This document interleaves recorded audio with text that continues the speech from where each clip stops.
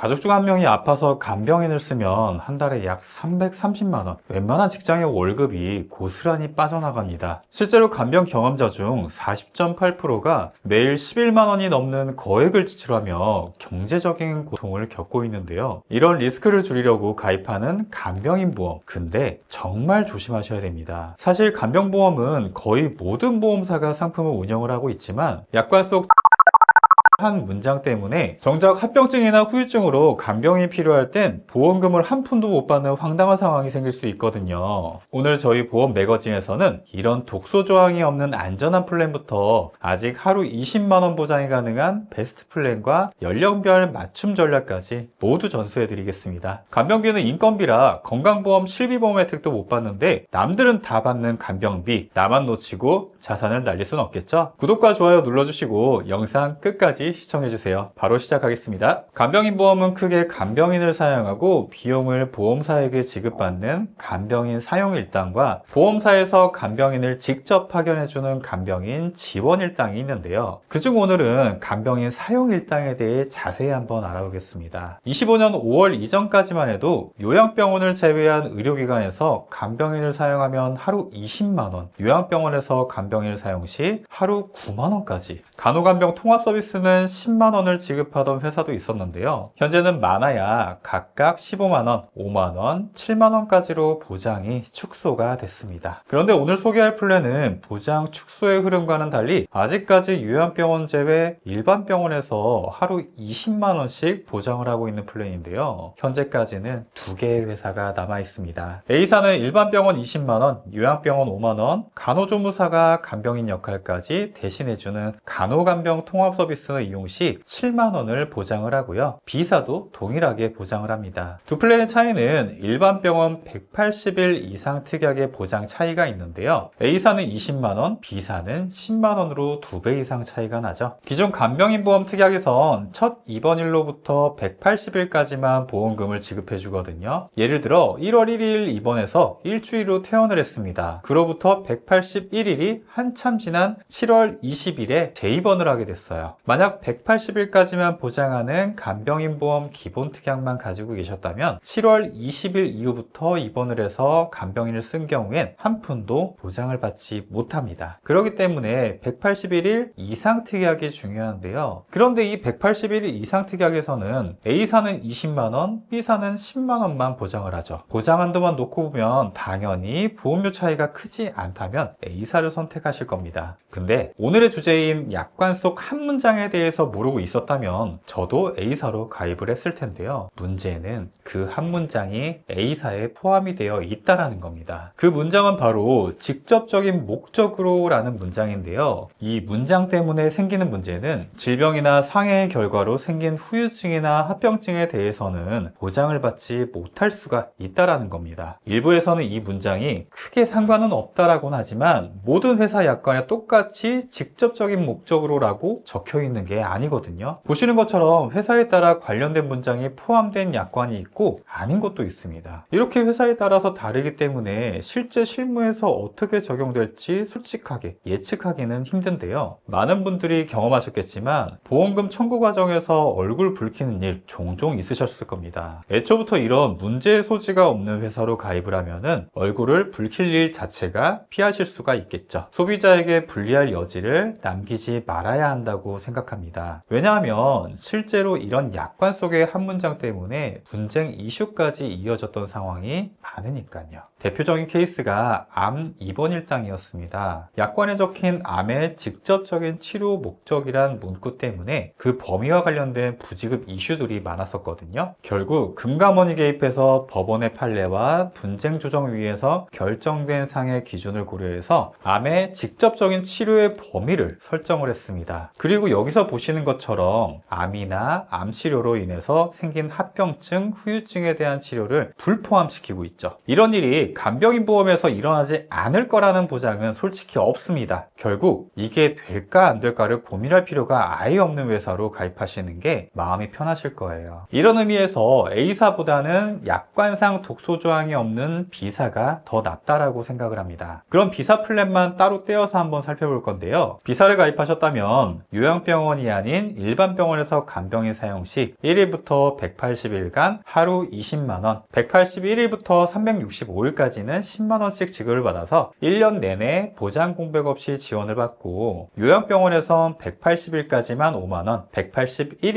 이상 특약은 없습니다. 간호간병 통합 서비스는 1일부터 365일 내내 하루에 7만원까지 보장이 되고요. 보험료는 첫 해 보험료 변동 없이 고정되는 비갱신형으로 41세 남녀, 51세 남녀 보험료는 이 정도로 가성비 있게 준비하실 수가 있습니다. 그리고 가장 중요한 직접적인 치료 목적이라는 문장도 약관에 포함이 되어 있진 않죠. 만약 간병인 보험을 알아보고 계시다면 이렇게 보장 걱정 없이 간병비를 지원받을 수 있는 비사를 추천드리고요. 그런데 이런 생각하시는 분 계실 수 있습니다. 요양병원이 장기적인 도움이 필요한 분들이 많이 가는 걸로 알고 있는데 180일만 보장되는 건 안 되는 거 아닌가? 라고 말이죠. 현재까지 요양병원에서 181일 이상을 보장하는 회사는 많지 않습니다. 그럴 때 추천드리는 회사는 C사인데요. C사는 일반 병원에서는 15만원만 보장을 하지만 상급 종합병원일 경우에 5만원을 추가해서 총 20만원으로 보장 한도를 맞출 수가 있어요. 그리고 요양병원에서는 1일부터 365일까지 모두 6만원씩, 간호간병 통합 서비스는 7만원씩을 보장을 하고 있죠. 또 직접적인 치료 목적에 대한 문장도 없는 회사입니다. 보험료는 유병자형일 때 50세 여성 C사 51,736원, B사 43,507원으로 준비하실 수가 있죠. 이렇게 요양병원에 대한 보장을 강화하고 싶은 분들은 C사를 준비하는 방법도 있습니다. 그런데 회사와는 무관하게 간병인 사용일당 보험에는 몇 가지 단점을 가지고 있습니다. 본 광고는 심의 기준을 준수하였으며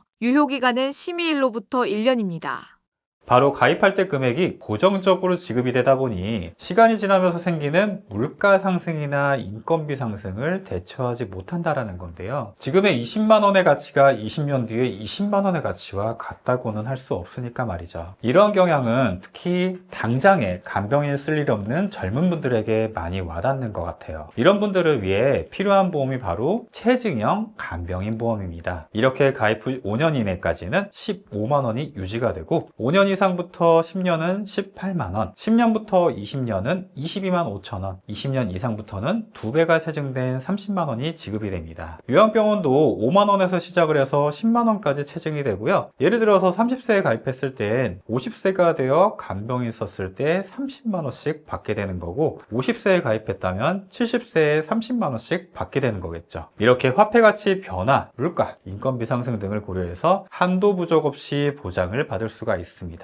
그런 의미로 체증형 간병인 보험은 30대부터 50대 중후반인 분들께 추천드리는 플랜이고요. 오히려 이 체증형 보험은 60세, 70세가 넘는 어르신 분들에게는 큰 도움이 되진 않습니다. 어르신 분들은 오히려 직접적인 비용을 지출할 필요가 없이 보험사가 알아서 간병인을 보내주는 간병인 지원 일당이 유리한데요. 요양병원에서는 공동간병인도 동일하게 보장을 하고 90세까지 365일 내내 보장 가능해서 장기적인 요양이 필요하신 분들께도 안성맞춤입니다. 또 만성질환이 있어도 가입을 하실 수가 있고요. 사실 예전만 해도 10년 갱신형 상품만 있었습니다. 갱신형은 일정 시간이 지나면 보험사 손해율에 따라서 보험료가 인상이 될 수가 있는데요. 최근에는 15년 갱신형 상품까지 등장을 해서 65세에 가입했다면 15년 뒤에 80세, 70세에 가입했다면 85세는 되어야 보험료가 인상이 됩니다. 그렇기 때문에 갱신형 보험의 단점이 많이 사라지게 됐다라고 생각하시면 되겠죠. 50세, 55세, 60세의 남녀 보험료는 이 정도로 저렴하게 가입을 하실 수가 있고요. 최저 보험료도 만원까지라서 50세가 넘는 분들은 굳이 불필요한 다른 특약을 더할 필요도 역시 없겠습니다. 그리고 마지막으로 이미 간병인 보험을 가입했는데 업계 누적 한도 탓에 추가 가입이 힘드신 분들도 계실 건데요. 이런 경우엔 종합병원 입원 보장 특약을 추천드립니다. 이 특약은 종합병원에 입원했을 때 첫날부터 최대 20만원씩 120일간 보장을 하고요. 질병에 의한 경우뿐만 아니라 재해에 의한 입원에도 동일하게 보장을 합니다. 최소 보험료도 만원이라 웬만한 불필요 특약 추가하지 않으셔도 되고요. 입원 시 1인실이든 다인실이든 관계없이 보장한다라는 장점이 있어요. 보험료도 상당히 저렴하게 준비하실 수가 있으니까 이미 간병인 보험을 가지고 있어서 추가 가입이 제한적인 분들께 추천드리는 상품입니다. 요약해드리면 첫째, 간병인 보험을 가입할 때 보험료 이전에 직접적인 치료 목적이라는 문구가 없는지 확인 확인하고 해당 약관이 없는 회사로 가입을 하셔야 됩니다. 둘째, 요양병원에서의 장기 요양이 필요할 것 같은 분들은 요양병원도 365일까지 보장하는 회사를 선택하는 게 좋겠죠. 셋째, 30대부터 50세까지 젊은 분들은 물가, 인건비 상승을 대비해 체증형 간병인 보험을 준비하시면 됩니다. 넷째, 나이가 있으신 60대, 70세 어르신분들은 만성질환이 있어도 가입을 할 수 있는 간병인 지원 일당이 더 편하실 거예요. 다섯째, 간병인 보험에 추가 가입이 업계 누적 한도로 제한이 되는 분들은 종합병원 입원보장 특약을 추가로 보완하셔도 좋겠죠. 지금까지 간병인 보험 가입 전 주의사항과 20만원 보장하는 B플랜, 요양병원도 365일 보장하는 C플랜, 연령별 간병인 보험 가입 꿀팁과 전략까지 알아봤습니다. 보험 시장이 요새 워낙 하루하루 급변하는 시장이다 보니 구독자 여러분들과 이 영상을 만날 때쯤엔 또 간병인 보험의 보장이 변동이 될 수가 있어요. 따라서 혹시라도 변동사항이 있을 경우엔 고정 댓글을 통해서 추가로 안내해서 착오가 없도록 공지해 드리겠습니다. 보험의 진짜 가치는 가입이 아닌 보상이 필요한 순간에 증명이 됩니다. 저희 보험 매거진은 32개 보험사의 객관적인 데이터를 바탕으로 여러분의 보험료 부담은 덜고 보장의 든든함은 채워드리고 있습니다. 혹시나 과도한 보험료나 부족한 보장 때문에 고민 중이시라면 혼자 답답해하지 마시고 언제든 편하게 위에 번호로 의견을 나눠주세요. 정교하고 현실적인 분석부터 까다로운 청구 관리까지 여러분의 든든한 대변이 되어 끝까지 함께 하겠습니다. 오늘 내용이 도움되셨다면 구독과 좋아요 부탁드리고요. 다음에 더 유익한 정보로 찾아뵙겠습니다. 감사합니다.